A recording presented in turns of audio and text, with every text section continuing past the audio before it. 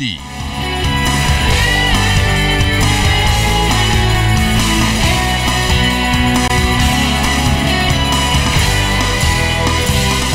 ZNS Network presents The Bahamas Tonight.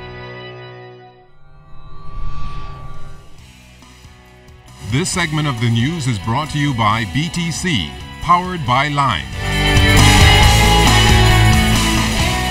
Good evening, everyone. I'm Candino Knowles, and this is The Bahamas Tonight, the National Report. Well, the search continues for the culprits responsible for stealing a vital piece of equipment from BEC's Clifton Pier power plant. 3 days ago, operations at the site were put in jeopardy after a remote control went missing. The device is used to run the generators at the plant.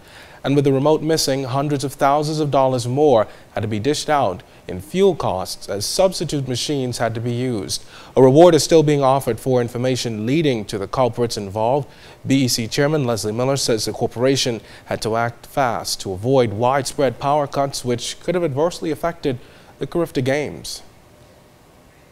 Well, Clifton now has 38 megawatts of power in use now, and by next week we should be up to full scratch, almost to about 80 megawatts. So we're in pretty good shape at Clifton. So I think they heeded the Prime Minister's warning that if that was to happen, the consequences would take place. I think the union, the members realized that this was not a game that we were playing. And if anything had happened, they were going to suffer some grave consequences. So they reason prevail in this instance, and we hope going forward that reason will prevail in these exercises with them. Now, the impact of that missing remote has major financial consequences, as taxpayers are now left with a hefty bill to pay in order to replace that piece of equipment. Mr. Miller, however, thanked the workers for their hard work over the weekend.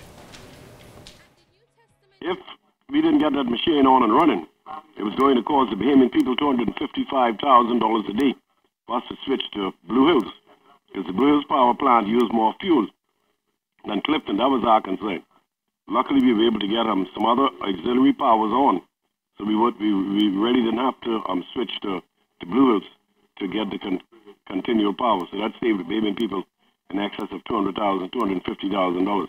And we thank the workers of BEC for showing foresight and not caving into some of the demands of those who work with them.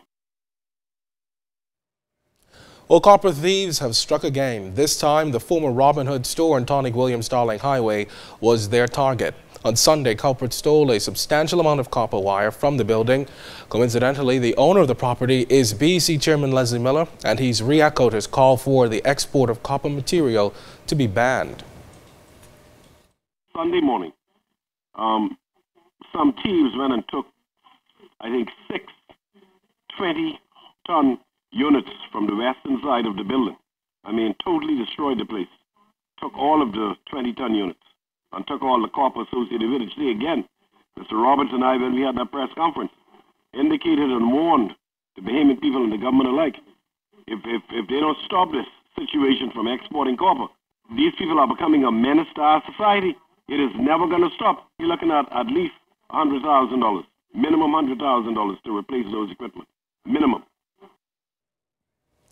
Well, preliminary indicators in central banks' recently released monthly economic and financial developments report suggest that domestic economic conditions remain relatively subdued for February amid sustained foreign investment-led construction activity. The report also points out that some signs of softness were evident in the tourism sector. The report stated that as an early indicator of tourism activity, data from a sample of large hotels in New Providence and Paradise Island showed that total room revenues were lowered by 6.3% in February. The central bank report also illustrated that consumer price movements for February featured average price gains for both gasoline and diesel by 4.9% and 1.6% over the previous month to $5.32 and $5.21 per gallon respectively. However, the monthly Bahamas Electricity Corporation's fuel surcharge stabilized at just over 25 cents per kilowatt hour and declined by 2.7% from the previous year's level.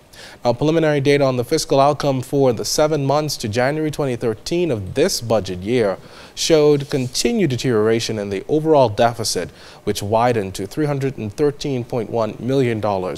Total revenue also declined by $50 million, or 6%, of $787.9 million, which represented an estimated 51.3% of the budget projections. Now, central bank officials state that the fall-off in revenue was primarily explained by an $80.7 million decline in taxes on international trade. Well, still to come, an Easter Junkanoo parade on the streets of the capital this morning. We've got more in a moment.